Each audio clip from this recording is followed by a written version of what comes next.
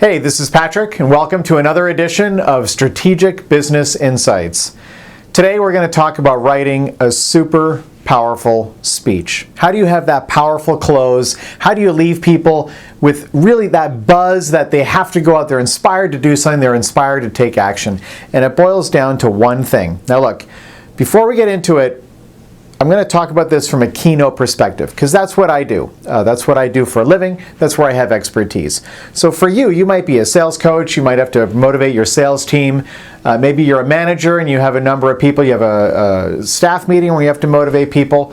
Or maybe you have some other capacity. So you can take what we talk about here and morph it and adjust it to fit whatever you need.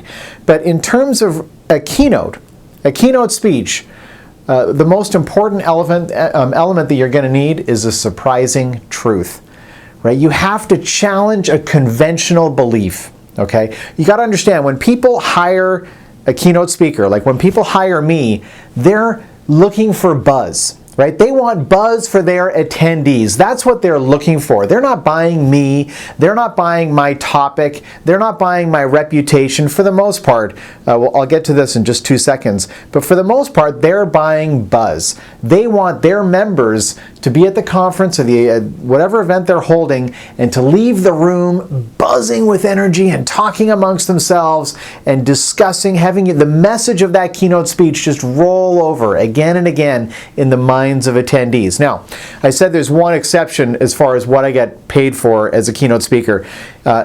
You get really paid for one of two things: your ability to deliver a message, right? And that's the buzz. That's what we're going to talk about in this video, buzz, right there. But the second thing is your ability to drive registration, okay? Getting people to attend events is harder than ever. People have event fatigue. There's too many events, right? So if you're an event planner or you're a meeting planner, you know that getting people to sign up for your event, to commit, to pay the money, to attend the event that you're organizing, it's harder than ever. And the registrations come at the last minute, by the way, more so than ever before. So some keynote speakers, the celebrity kinds, right, they're paid huge amounts of money because knowing that those folks are going to be at the conference, it helps drive registration. So that's the other example, the other kind of exception. Okay, we're not going to talk about that in that video, but it's a big part. And certainly as a speaker, having a little bit of celebrity cachet, you can immediately make a lot more money because you're helping to drive registration. Okay, but anyway, let's get back to buzz. You need a surprising truth. You need to question a commonly held belief. Because what happens when you do that? People start thinking, gosh, is that true? Do I agree with that, or do I agree with this? What's my opinion on this? And what happens when people think that way? They turn to their neighbor and say, what do you think? That's buzz. That's buzz. It's that simple. You have to challenge a commonly held belief, so they're thinking, gosh, this is interesting. I've never thought about it in that way. What do you think? Boom.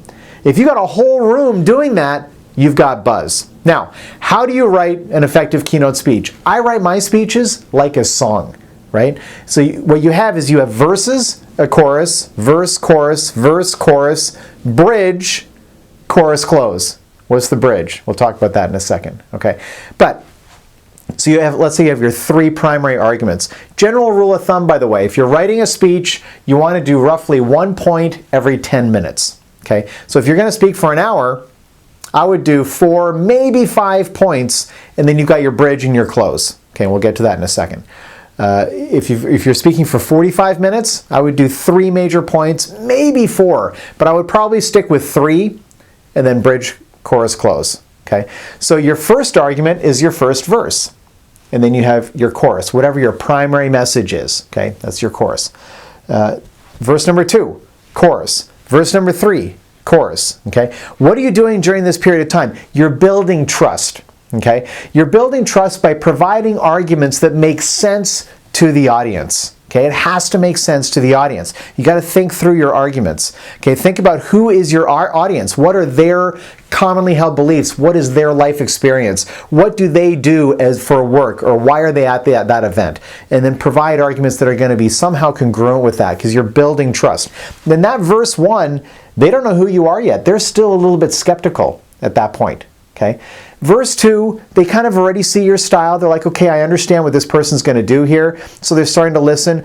Verse number 3, they're listening, but they're kind of sitting back. They're relaxed, right? You've already built trust. They know what's going on, so they're starting to relax. That's when you got to break them out of that rhythm. And that's what the bridge is. Okay. Now, let's go back to a song. What is a bridge in a song?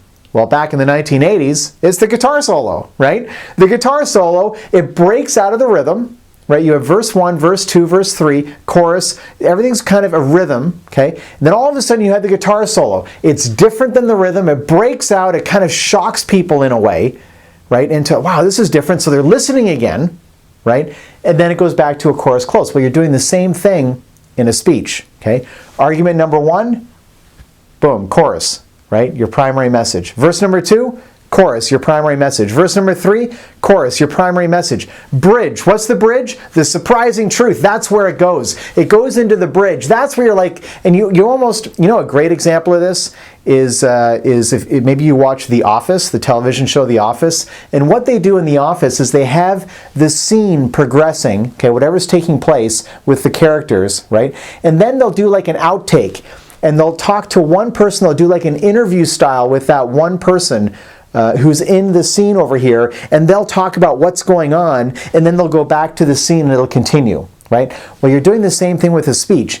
When you're cutting over here, that's the bridge, okay? The scene's progressing, and then you can do a full stop and be like, as if you're the audience, right? Guys, do you see what we're talking about here? Boom, surprising truth. This is the reality. You thought this, but it's not true. This is the reality, right? And all of a sudden, you've broken them out of the rhythm, right? They were in verse number 3, they were sitting back, they were relaxed, they were understanding, they were appreciating your argument. Boom, you hit him with the bridge. Guys, do you see? This is a whole different thing than what we thought. We all have always thought this, but that's not the case. The case is over here. And all of a sudden, people are like, wow, I never thought about that, right?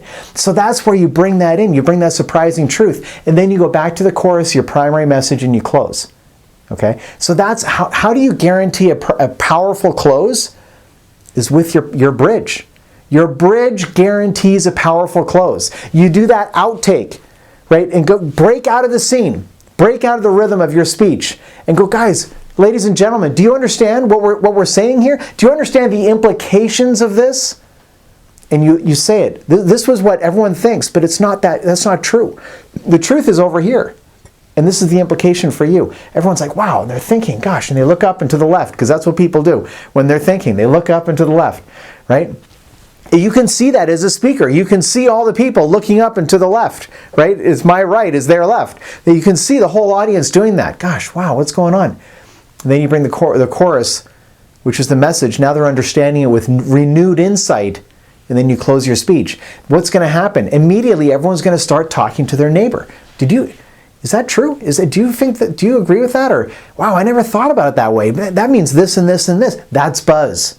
Right? And those event organizers, if you deliver that kind of buzz where everyone's leaving the room, the conference room where you spoke, and they're all talking to each other and buzzing and talking about it, and ideally 2, 3, 4 hours later, the next day, 2 days later, they're still talking about it. Those event planners are going to be very, very happy. Okay. And if you're not a keynote speaker the way I am, if you're doing this as part of your job, whether you're a sales trainer or whatever it is that you do for a living, if you can deliver a message that just rolls over again and again in the minds of the people who heard you speak for 2, 3 days, you've done your job. You've done your job. Okay, now let's talk about a couple other things that you can do to make your speech even more powerful. First off, you can seed ideas. Okay, seeding ideas. Now, I do this a lot, right? Because, for example, I use myself as an example. When I'm speaking, like at least 70-80% of my business comes from referrals, right? People passing my name along. So I want to try and encourage that behavior, okay? And it's exactly the same thing that we said before about breaking out of the scene and doing a little outtake, right? Because I might be speaking and, let me see, talking about, a lot of my business is with the insurance, is in the insurance industry. A lot of insurance conferences I speak at, right? So I might be talking about, like, say, an insurance example, and I'm talking, here's the scene, here's the argument, this is what I'm talking about as it relates to the topic of my speech, whatever that might be, okay? And then I might just do a quick outtake and say, I speak all the time, this is all I do. I did, 57 events last year. About a third of those events are in the insurance business. So this example is relevant for the insurance business. Boom, go back to the argument. Right, what did I do? It's the same thing with the office, right? The scene was over here. I'm presenting an argument about whatever it is I'm talking about. Break out and say, oh, listen, I do a ton. This is all I do. I'm a keynote speaker. Did 57 events last year. A third of them are in the insurance business. So this is an example that I provide for them. Go back and just continue. And I don't do anything. But what happened right there? I just seeded an idea, right? All those people in the audience are like, wow. And they might not even consciously know that they're thinking this. Okay, they might not even consciously be aware of it. But in their subconscious or somewhere in their mind, they're thinking, gosh, this guy speaks all over the place and he's big in the insurance business. Who do I know? What conferences do I go to? Right? I'm seeding the idea I'm a keynote speaker. Now, another thing I might do is, because I travel a lot, so a lot of the speech, I just went to Dubai, which was fantastic for me. I loved going over there. In fact, I should be going back later this month. But anyway, so I travel extensively. So that might be another thing that I seed, right? Say, actually, I just was recently in Dubai, which is an amazing part of the world, but I did this example for them, or this is how it related to their circumstance, right? And then go back to the scene and continue on. But that little seed, I just dropped a seed, right? To seed that in their minds. Wow, this guy does this in different parts of the world. What am I doing? I'm building credibility. Well, you can do the same thing. Right? Think about what ideas you want to seed. What do you want your audience to believe about you? Well, you can do little outtakes. Find reason. You can map this stuff out. Right? You can map it out strategically and be like, I want them to know this about me, this about me, this about me, maybe 2 or 3 or 4 things. And you can strategically put them in your speech and do a little outtake and refer to that thing. And then just go back and ignore it. Don't make a big deal out of it. Just a small thing. Just say it and then drop it and keep going. You don't need to spend a lot of time on these things. 10 words, right? 20 words. Just drop something and then just ignore it, forget about it, and move on. Like you never did anything, okay? It'll stay with, the people will self-identify. The people who need to know that information, they will self-identify. You don't have to push yourself onto anybody. Right? This is a truism in life. The whole push sales, it's over. You don't have to do that anymore. The way to do it is to seed ideas and let the people come to you. Right? The people who need your services, they will come to you if you seed those ideas correctly. Okay, now, questions. This is another thing. If you've ever studied neuro-linguistic programming, right? That's a big field. And I hate saying NLP because to me it immediately sounds manipulative or deceptive, but the reality is that NLP is basically the science of words. How do you use the language? And just like the little outtake that we just talked about. I've never really studied NLP, by the way. I've read some books on it, so peripherally I have some knowledge, but I'm not like a master practitioner, or I've never done any of those expensive courses to learn it. But what we just talked about is probably an example of NLP, okay? And I don't even know, they probably have a label for it. I don't even know what that label is, but it's these sorts of things. Well, questions is a huge part of NLP as well, okay? Now questions, you answer questions involuntarily, okay? Maybe your conscious mind can restrict it, but your subconscious mind can't. So for example, if I say, what was the best thing that happened to you today? Well, a little picture just went into your mind. Right? It might have lasted for a half a second, but your subconscious mind, it's involuntary. People will answer the questions you ask. And this is true in speaking, it's true in life. Okay? Questions are extraordinarily powerful. The power of a good question. So remember before we talked about verse, chorus, verse, chorus, verse, chorus, bridge, chorus, close. Okay? Well, what you want to do is you want to drop some questions in there. Okay? And the way I do it, okay, you do whatever you want, but this is the way I do it. I do verse 1, and then I tee up the chorus with a question. right? How can you use this information? How does this relate to you? Has anything like this ever happened to you? Whatever that is, you want your verses to probably be stories. Stories sell really well. So if you're making an argument, rather than just spewing out facts and figures and pie charts or whatever, tell a story about something. Okay, stories are way more engaging. Stories sell. Okay, it doesn't matter. Again, in life and speaking, telling stories is very powerful. So verse 1, tell your story. Boom, bam, tee up a question. Right? Involuntarily, they're going to think about the answer, whatever that answer is. Right? How does this affect you? Does this happen in your business? That's it. It doesn't have to be anything big. Does this happen in your business? Boom, chorus, primary message. Right? So you got verse 1, tee it up with a question, get their mind thinking.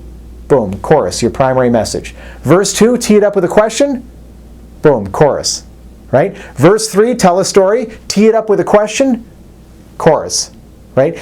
You can, again, it's involuntary. This is human nature. If you ask a question, it's got to be a question that's somehow related. You can't just take a question out of left field and throw it at them and expect them to do something with it. But if you're telling a story about some subject, right, and then at the end you're like, has this ever happened in your business? Or what are the implications in what it is you do for a living? That's going to happen very quickly. Their subconscious mind is going to put a picture in their mind.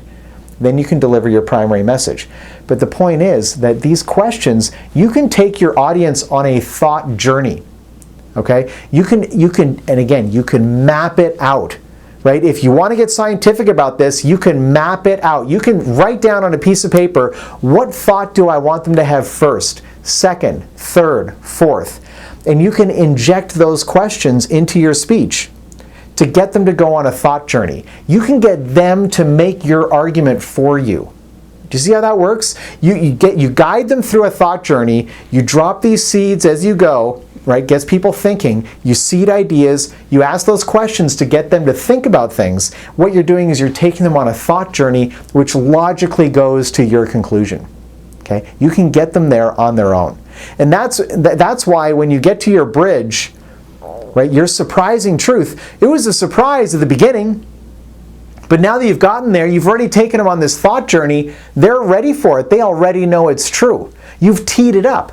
You've teed it up the whole time. So they know that there's something different here. I didn't realize that it was this way. Right? And they already have that cognitive dissonance.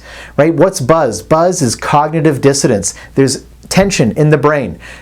Two different ideas competing for attention, right? So they had their ideas that they came in with, right? And then you brought them on this thought journey and all these arguments that is challenging their conventional view. So there's cognitive dissonance. They want to resolve that. It's human nature to resolve cognitive dissonance. People want cognitive harmony, right? They want to come back to harmony. So you've teed up the tension, and then your bridge, boom, you deliver the surprising truth. They already know it's coming. They know it's on its way. Guys, do you see? It's not what we all thought it was. We all thought it was this way, but it's not. It's actually this way.